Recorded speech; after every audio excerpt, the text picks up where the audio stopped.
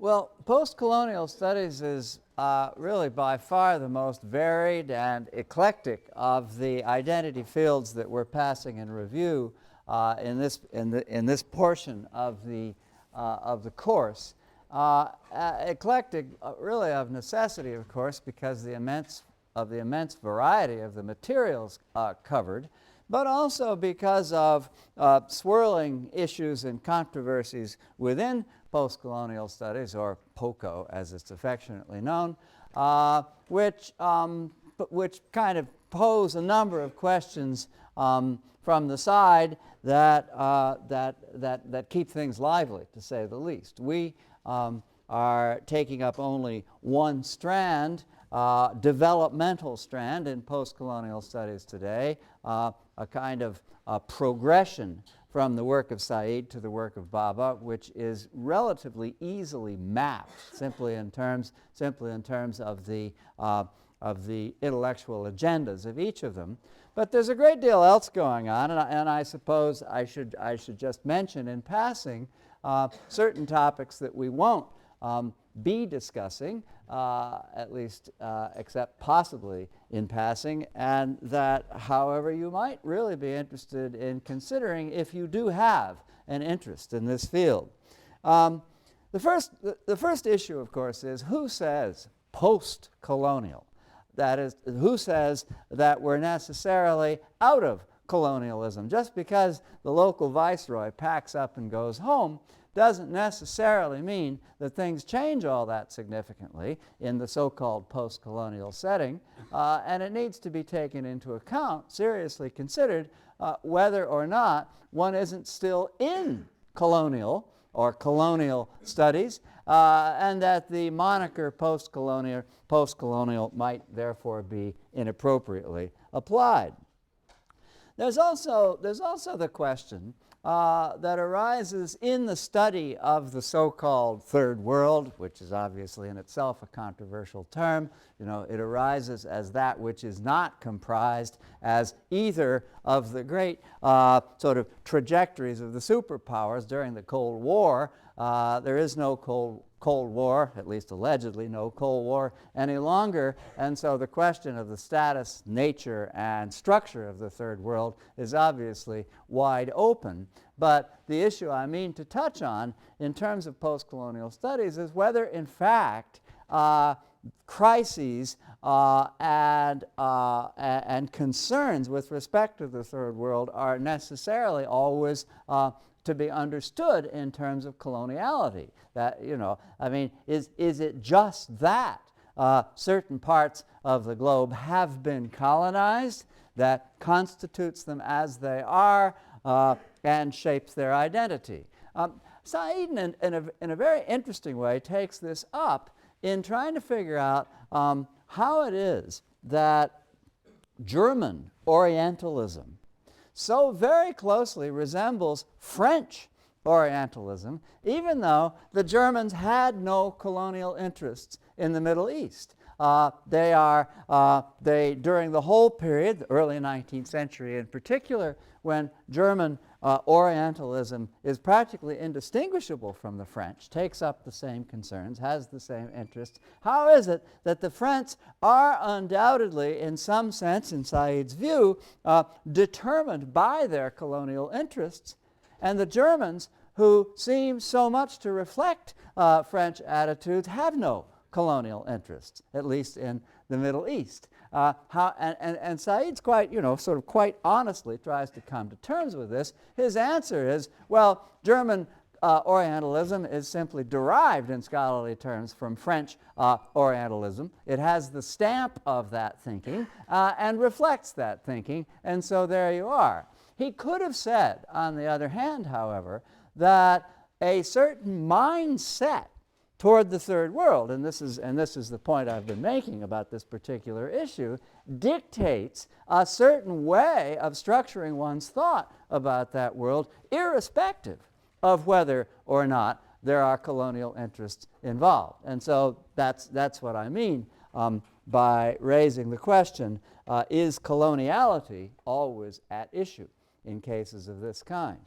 Finally, there's a kind of confusion in thinking about these things, a confusion which is distilled in the history of the British East India Company, which is both nationalist and, as it were, globalizing, but a confusion which comes out in the more recent history of coloniality, and that is, well, what drives coloniality? Is it always nationalism, or, as seems increasingly the case in the modern world, is it transnational interests in globalization?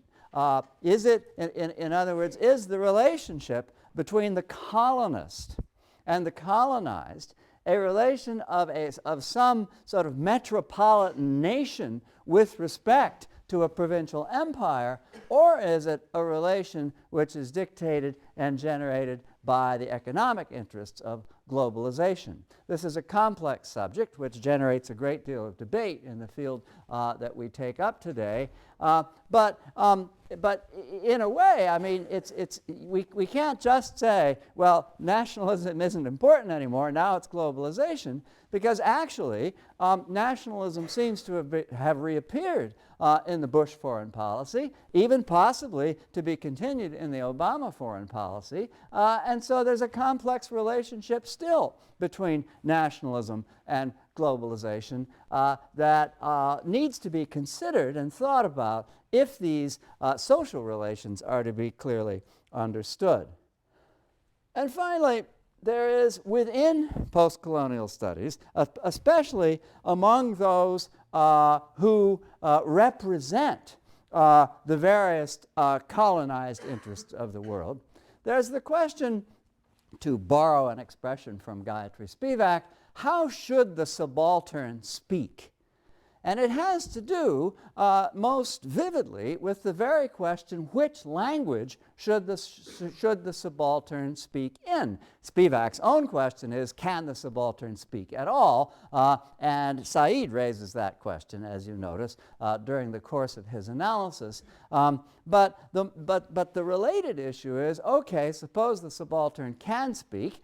Suppose Ngugi wa Thiong'o, for example, can write a novel. What language should it be written in? Ngugi campaigned in his more recent career not to write in English, and also to urge other African writers to write in native languages and not in the language of the colonizer.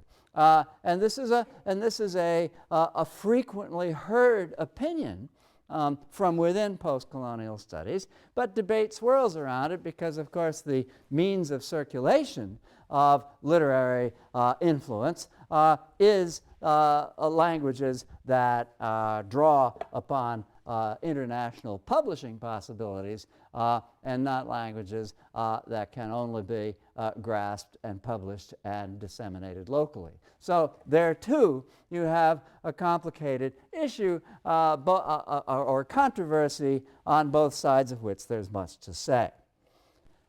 But as I say, for us today, it's simply a question, or more simply a question, because when you've got Homi Bhabha on the syllabus, there's no such thing as simplicity. So I should say it's a question of following the trajectory or development specifically between Said and Bhabha. And in beginning to think about Said, I thought we wouldn't think about him. We'd think instead, for a moment at least, once again about Virginia Woolf. In the second chapter of A Room of One's Own, this young woman, Mary Beaton, Mary Seton, Mary Carmichael, whoever she is sitting in the British Library.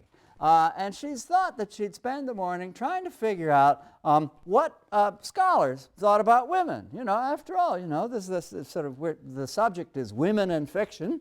I'm supposed to be addressing these undergraduates on this subject. What do I know about women? I'd better go to the library and find out.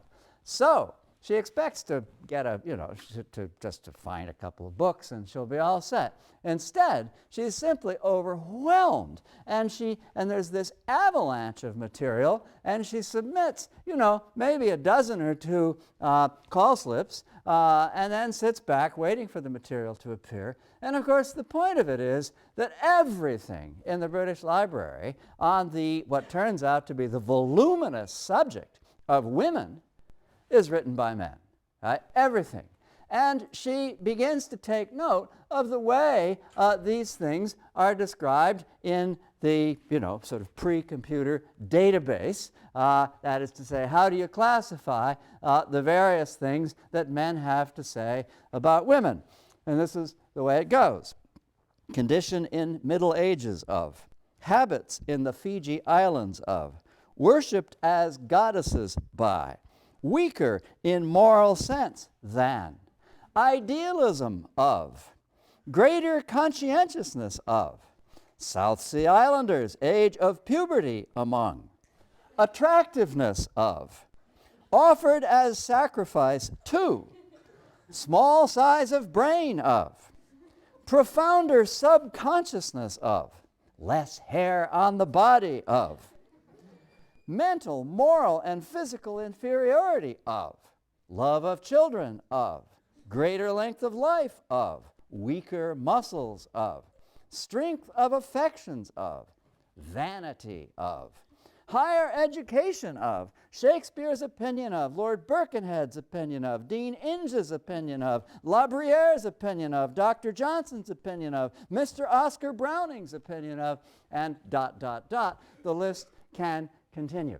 In other words, she sits there, she's simply overwhelmed. And what she, of course, is telling us is that there's lots and lots and lots and lots of opinions on record about women, all of them expressed by men. So now, thinking about Edward Said, if Edward Said had taken up Virginia Woolf's project, if Edward Said had undertaken to write A Room of One's Own, the title of it would have been Femaleism, right? Because that's precisely what he means by Orientalism. The vast body of information, some of it scholarly, some of it just sort of sheerly doxological, the vast body of information about peoples called Oriental by and large, especially in the 19th century tradition. Said's main concern is the peoples of the Middle East, and he shows how it is that there's a certain reason why this is an appropriate term to use for that tradition of scholarship and philology in the 19th century.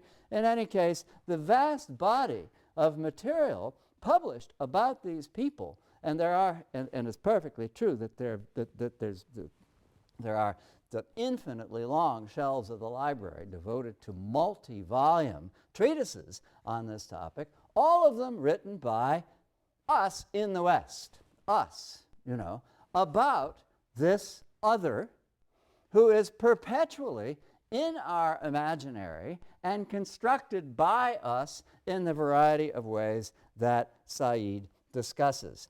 Page 1811, the right-hand column. I'm sorry, yes, the right-hand column. He says, toward the bottom of the column, Orientalism is premised upon exteriority. That is, on the fact that the Orientalist, poet or scholar, makes the Orient speak, describes the Orient, renders its mysteries plain for and to the West. Just as in Woolf, men's opinions about women, getting themselves expressed in books, make the subject of woman clear to an audience of men. All right, so let me, before moving with some more depth and precision into Said's text, let me quickly explain what I mean by saying that Said and Bhabha constitute a kind of sequence. I'm thinking in particular of Elaine Showalter's distinction between feminist and gynocritical criticism. You remember the distinction, which is echoed, by the way, in Gates's essay. The distinction is, first you get criticism in which the treatment of women in literature by men is the focus of attention. And then subsequently, you get criticism in which the women's tradition, the voice of women themselves, is the focus and, as Showalter believes, the more fruitful terrain for criticism. So you can see that in that context, by way of making that distinction, you can see that Said is decidedly phase one, because, of course, Orientalism is about the treatment of the Middle Eastern other by the West. And so it is sort of, it can be slotted in to that same moment. But what's interesting, and then Homi Bhabha is obviously in a variety of ways takes up the subject position of the colonized, of the subaltern. He doesn't leave out the subject position of the colonizer because he sees them as being radically interrelated, but he plainly is as interested in a variety of ways of talking about the traditions of the colonized as he is of talking about the way in which colonization takes place and expresses itself. So in that sense, we can see Said and Bhabha as belonging to these two phases as mapped by Showalter and, as I say, also in passing by Gates. But actually, and I'm sorry for the confusion of this heading, actually there's another way in which Said and Bhabha can be understood as phase one and phase two.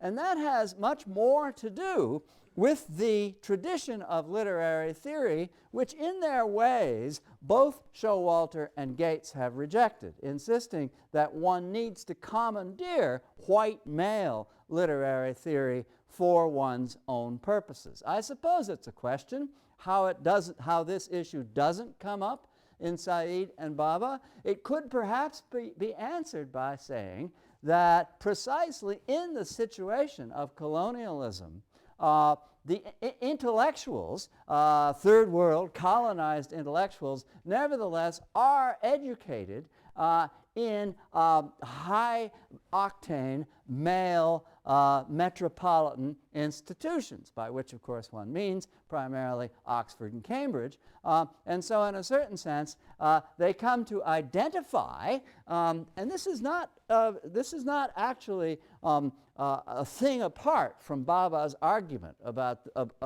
hybridity. They come to identify in some measure with the educational agenda of the colonizer and participate in it. Now that's speculative. It may simply be that we have missed out on those moments when Said and Bhabha too may be talking about the way in which the white male tradition of literary theory needs to be appropriated. But for the moment, what I want to point out is this. Said's Orientalism works very much in the historical moment of what we call structuralism. That is to say, its primary concern is with the binary opposition, a mutual and interdependent binary opposition of central self and decentralized other, including, as we'll see in a minute, the way in which the construction of the otherness of the other is actually covertly also at the same time a means of constructing, defining, delimiting the nature of selfhood, or in this case, of being Western. And so there's a fundamental binarism in Said's point of view, which, by the way, has also been often been criticized, and it's been criticized most often from the standpoint of Bhabha, whom you can see, because if only because he's constantly referring to Derrida's famous essay, The Double Session, which is about Mallarmé, and also because he appropriates a great deal of the language and style of Derrida. You can see that Bhabha takes, with respect to the binarism of structuralism, a deconstructive attitude. In other words, his sense of these relations breaks down into, at the very least, a redoubling sense of what he calls double consciousness, so that one can't clearly identify colonizer and colonized as a binary opposition. It's more complicated than that, and it's a series of issues that turns on a highly Derridian sense of what one might mean by difference. And so all I want to say is that the relation Said-Bhabha is phase 1, phase 2 in that regard as well. And by the way, this is a tendency that one can find in other forms of theory having to do with identity. The relationship between the classical feminism that we have been discussing so far and the gender theory that we will be discussing on Tuesday is, especially in the case of Judith Butler, is once again a relation that could be understood as between structuralism and deconstruction. So there too you have a not completely overlapping, but from the standpoint of our concerns in literary theory, nevertheless rather interesting way in which this succession, Said-Bhabha, is phase 1, phase 2 in two different ways that can be identified, I think, usefully. All right, so that then about their relationship. So what about Said? How do we get at the issues that Said wants to talk about and understand the way in which he thinks they have integrity? I think I'd like actually to begin with a word or two about truth, because Said makes it clear that in a way the demonization of Orientalism that his project undertakes isn't really undertaken because Orientalism is necessarily a pack of lies. Maybe he waffles a little bit about this, but it's not really ultimately the point for him whether Orientalism lies or tells the truth. This is the way he puts it on page 1802 in the right-hand column. A third qualification: one ought never to assume that the structure of Orientalism is nothing more than a structure of lies or myths which, were the truth about them to be told, would simply blow away. I myself believe that Orientalism is more particularly valuable as a sign of European Atlantic power over the Orient than it is as a veridic discourse about the Orient. Nevertheless, what we must respect and try to grasp is the sheer knitted together strength of Orientalist discourse. In other words, so one of Napoleon's adjutants during Napoleon's campaign through Egypt wrote a 10-volume Histoire de l'Égypte. Many of the texts whom Said mentions in passing in his introduction to Orientalism are just as long. I mean, you've got 50-volume, sort of gigantic scholarly undertakings. And you've got to admit, well, if they're saying that much, there's got to be something in it that's true. There is, after all, a great deal of knowledge of a certain kind, at least, that has gone into thinking of this kind. And so one can't just say, my point is that none of it's true.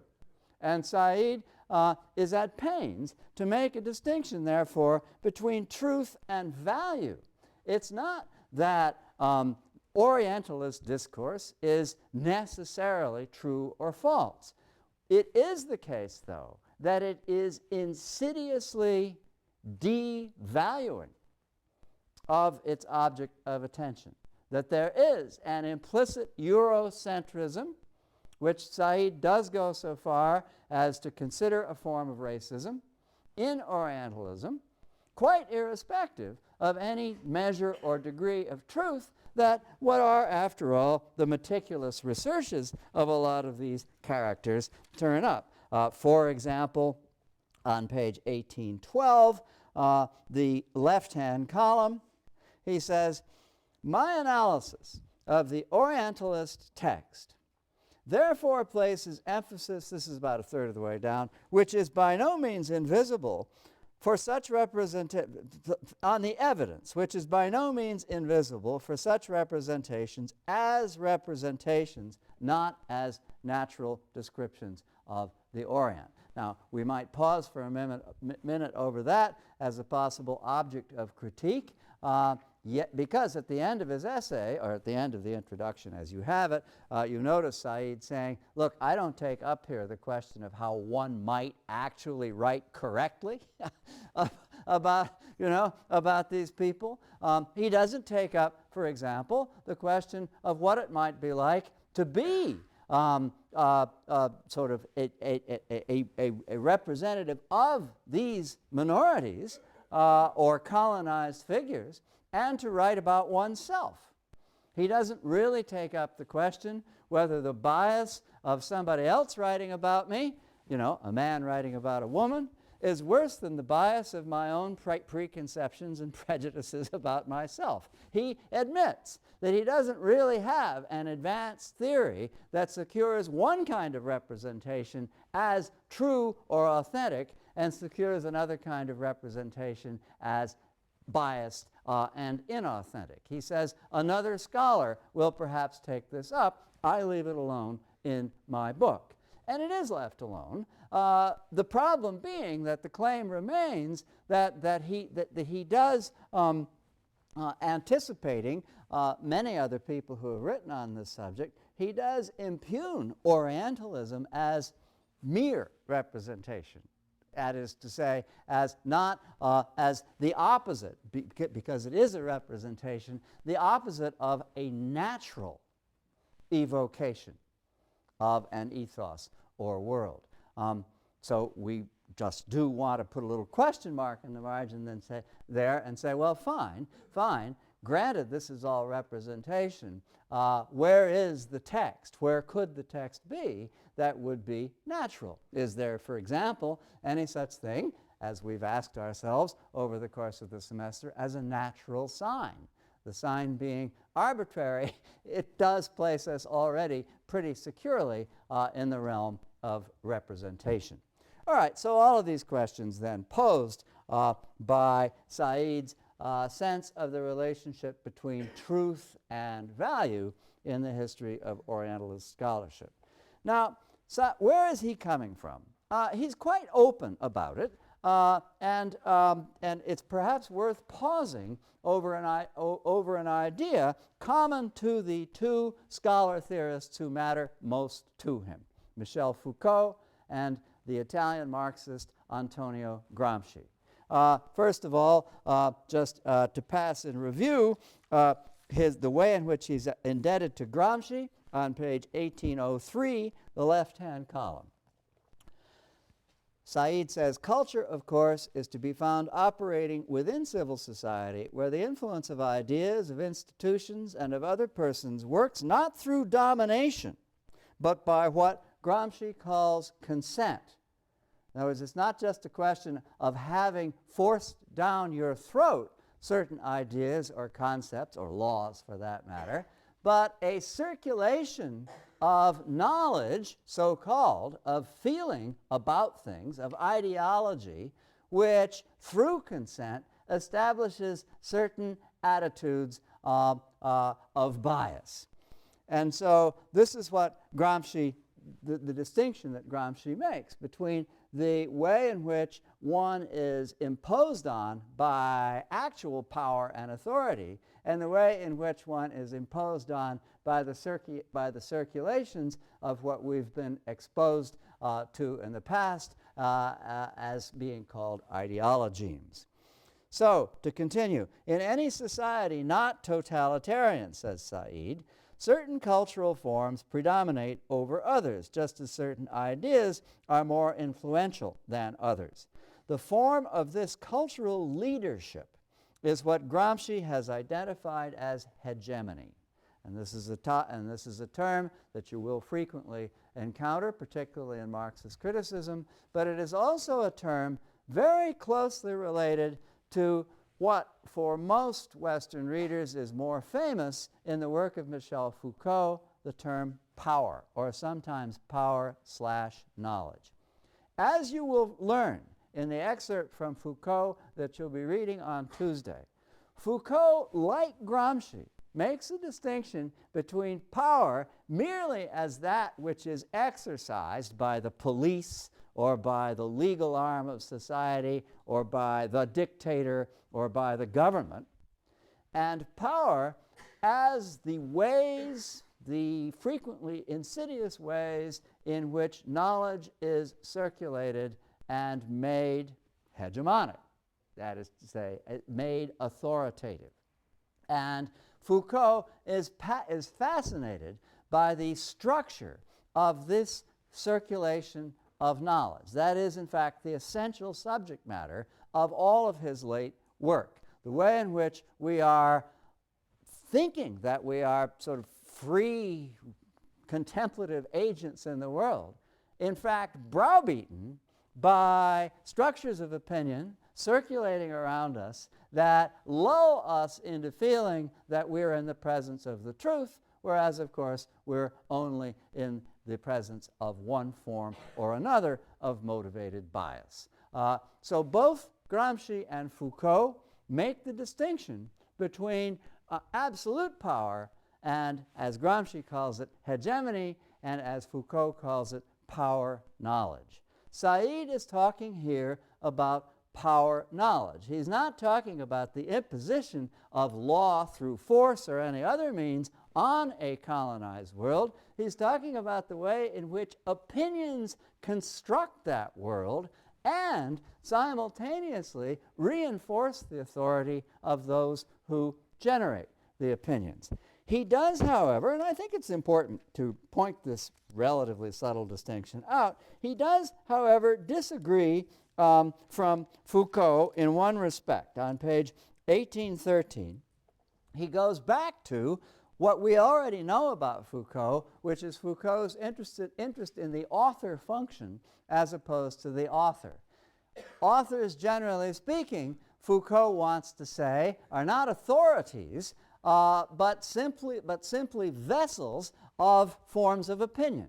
Certain authors who come very close to being authority we call founders of discursivity, but even in their cases it's the nature of the discourse and not their existence as authors which is important. Said wants to say, I take authors a little bit more seriously than that, and he does on page 1813 in the right-hand column, where he says, Foucault believes that in general the individual text or author counts for very little. Empirically, that is to say through my experience, empirically, in the case of Orientalism, and perhaps nowhere else, I find this not to be so. In other words, the authors, the central philologists and social historians and explorers and demographers who have written so extensively on this part of the world are authorities. They are the oracles from which generalized and ultimately commonplace opinions disseminate as power knowledge, and it's not a question, therefore, of a kind of silent drumbeat of opinion expressing itself over and over again, which is more what interests Foucault. So Said, as I say, distinguishes himself subtly from Foucault in that regard, while nevertheless confessing openly the influence both of Foucault and of Gramsci on his way of approaching his material. So the circulation of power, as a circulation of power, I should say, the effect of Orientalism is something that ultimately concerns Said. Well, he says this somewhat rhetorically because it obviously does concern him that it has an effect on the peoples in question. But what ultimately concerns Said is the effect of Orientalism on the Eurocentric mind. Indeed, the degree to which it even can be said to construct the Eurocentric mind. Page 1806, the right-hand column. My real argument is that Orientalism is and does not simply represent a considerable dimension of modern political intellectual culture, and as such has less to do with the Orient than it does with our world. Now here you can see the degree to which Said is saying something very similar to what Toni Morrison said in her essay. The existence of black as absence needs to be understood, for example, if we're studying the history of American literature, as the means of constructing whiteness, of that which liberates whiteness from the forms of constraint under which it's been chafing at the bit. And Morrison, of course, develops this argument beautifully, and she quite clearly takes it from the 4th chapter of Hegel's Phenomenology of Mind as a way of understanding the master-slave dialectic.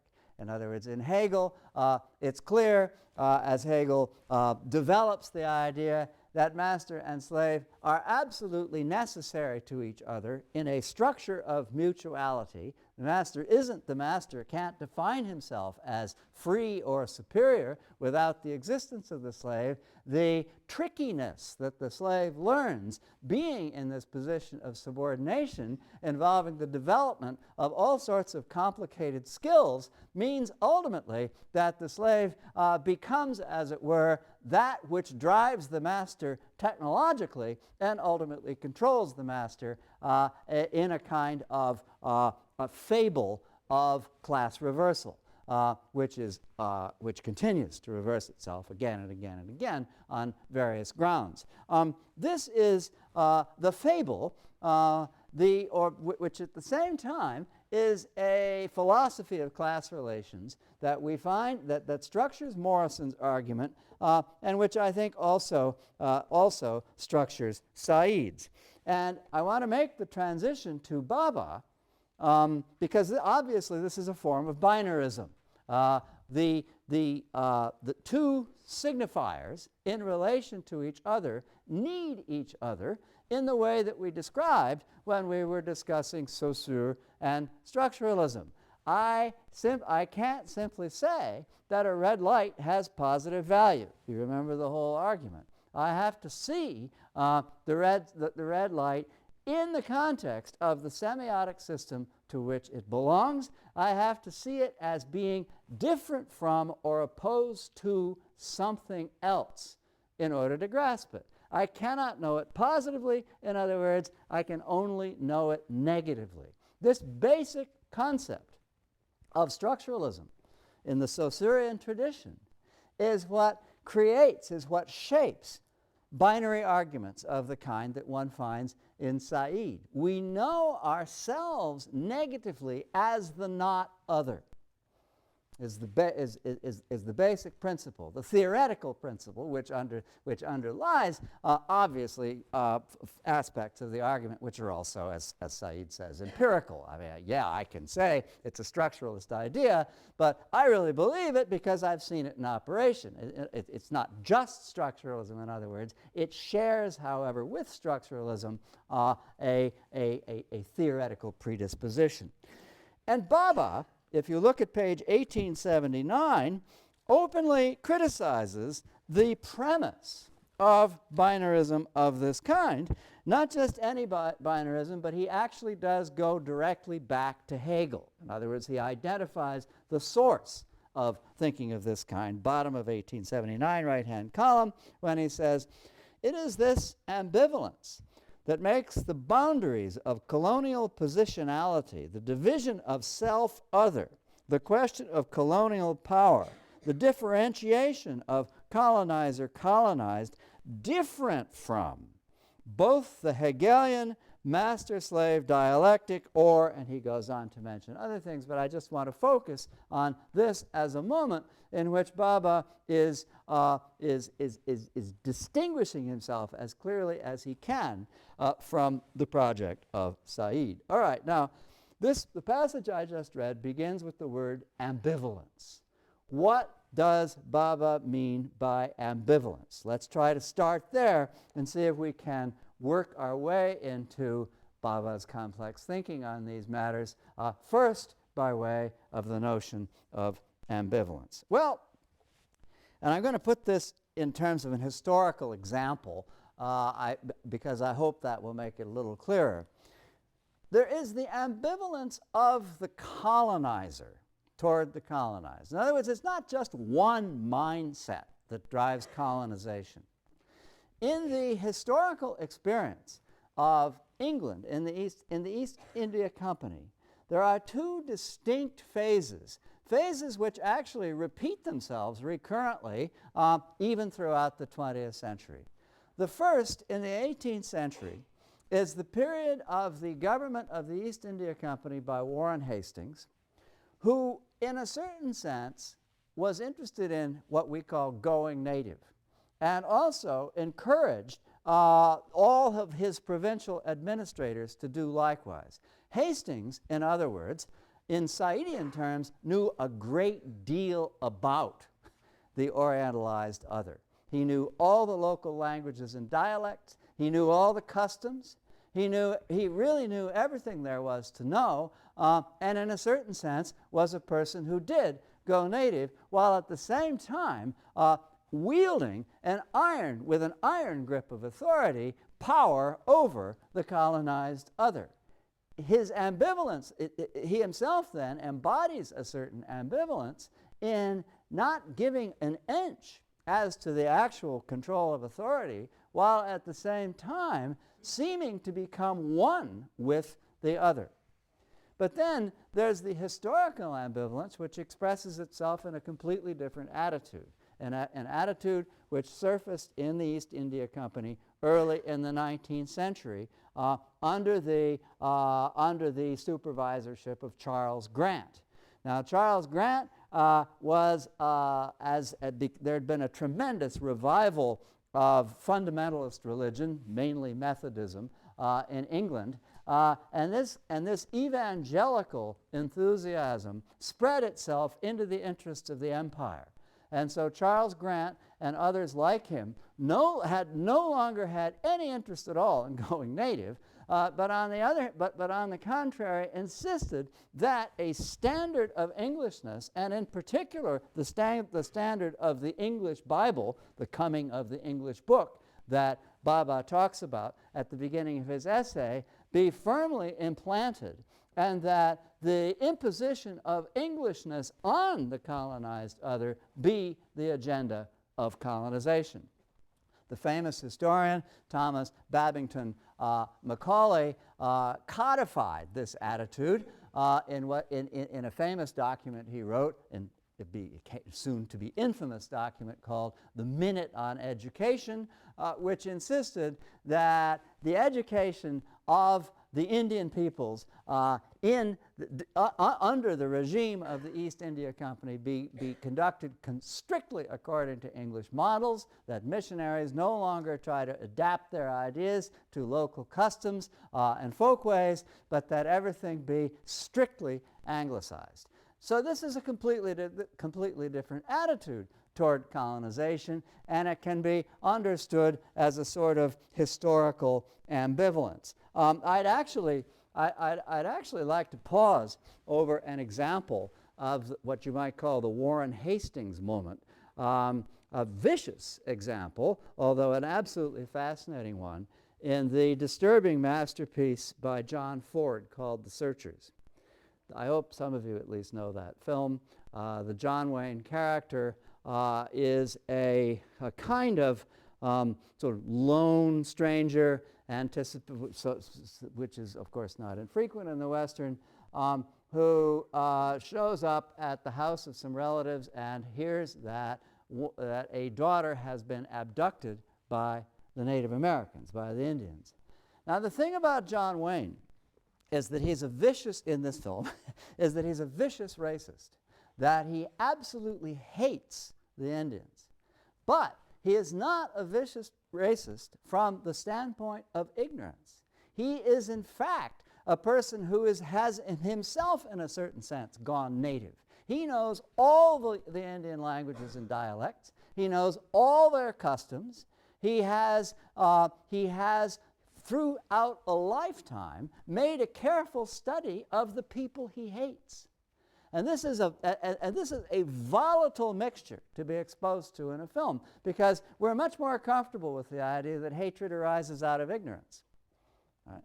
And what is so deeply disturbing about John Ford's The Searchers is that it is a portrait of absolutely vicious racism, which again, Said says, hey, it's not necessarily truth, but we do have to acknowledge, a certain local thick description. We have to acknowledge that there's quite a bit of information at this person's disposal, and all of that is borne out in the characterization of John Wayne in this film. Warren Hastings was a lot like that.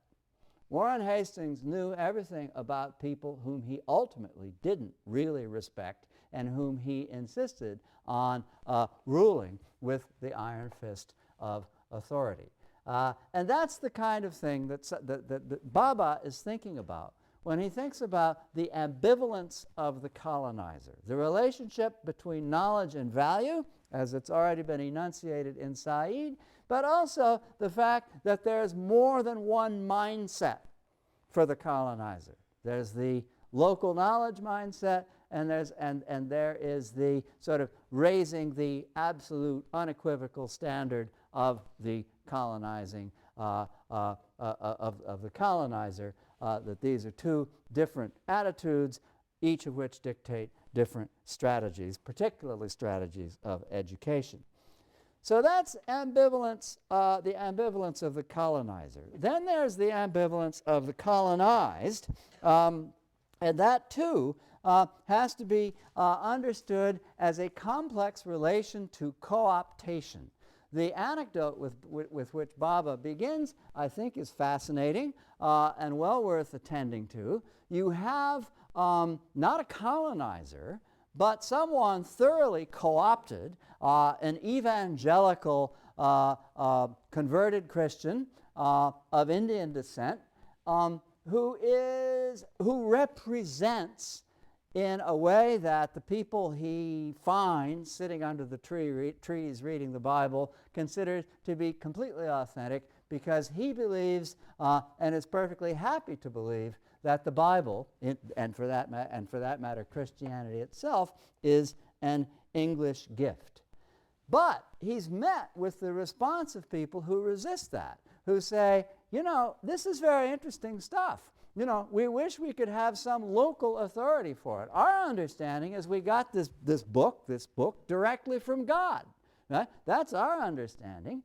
And we have our own attitude toward it. Sure, maybe we'll get baptized one of these days, but in the meantime, we've got to go home and take care of the harvest. So, we'll get around to that. Don't worry about it. And by the way, if we get baptized, we certainly can't take the Eucharist because, that's eating meat. We don't eat meat.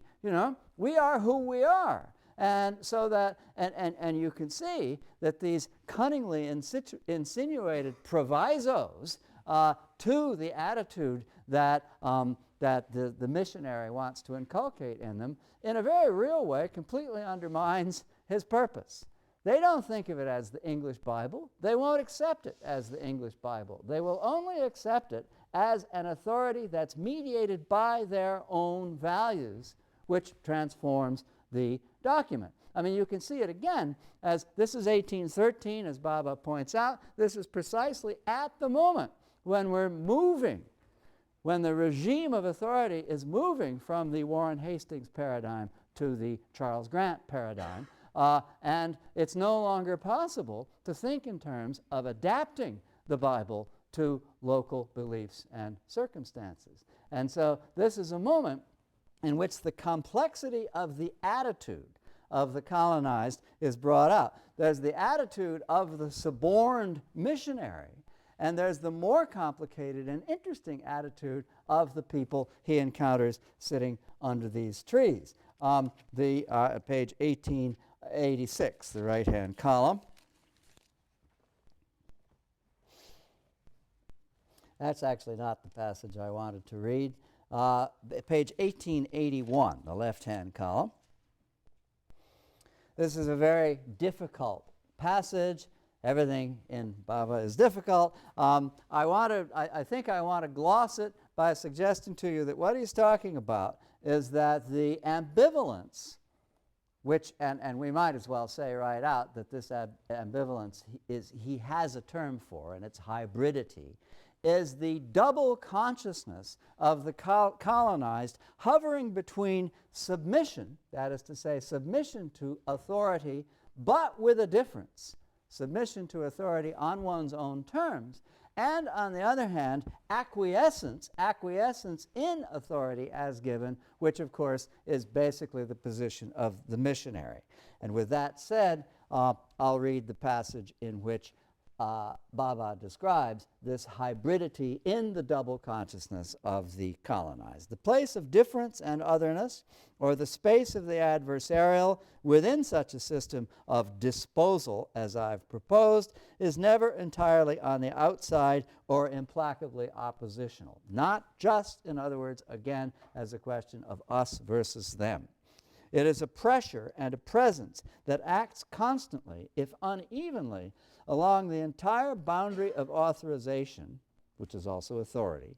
That is, on the surface between what I've called disposal as bestowal, and I take that meaning submission, simply, okay, fine, I give in, and disposition as inclination, which is, hey, I kind of like that. I go along with it. I give in spontaneously.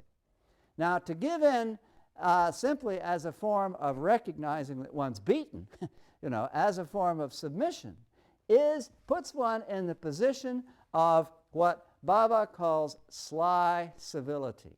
And this is the position that I'd like to go back to for a moment as being very closely related to what Gates calls signifyin. Bhabha gives a number of examples of this sly civility in his text, but of course it's all present in the clever and wonderfully rich ironies of these figures sitting under the trees in his opening anecdote. But let me just give you an example of how sly civility works as a form of signifyin and as a stance of colonized resistance, a recuperation of the will, perhaps in a postmodern sense, which is nevertheless not rebellious, not in any way envisioning an overthrow of authority, but is a means of living in the framework of authority. Just a quick example, and then I'll let you go. Two African American people are having a conversation in the presence of a white person. And they cheerfully and with broad smiles on their face refer to this person in his presence as Bill. Now, Bill is a derisive and derogatory term for white people, and the white person standing there has two choices in response to hearing himself referred to as Bill. He can either take umbrage and say, "Oh, why are you saying that about me? I'm a nice guy. You don't want to say that." In which case, the needling effect of the term has taken hold. Or he can play the fool and pretend that he doesn't know that he's being signified on, and pretend that, well, it's perfectly okay to be called Bill. And either way, you see, it's a win-win situation. This guy Bill is the slave owner, right? He likes to get along with people, so he's sitting around having this conversation, and he hears them calling him Bill, right? So because there's an element of good nature in his slave-owning personality, he's stuck. He can either complain that people are treating him unfairly, which of course is neither here nor there in terms of the power, in terms of the structure of power involved, or he can play the fool and pretend that he doesn't even notice that he's being made fun of.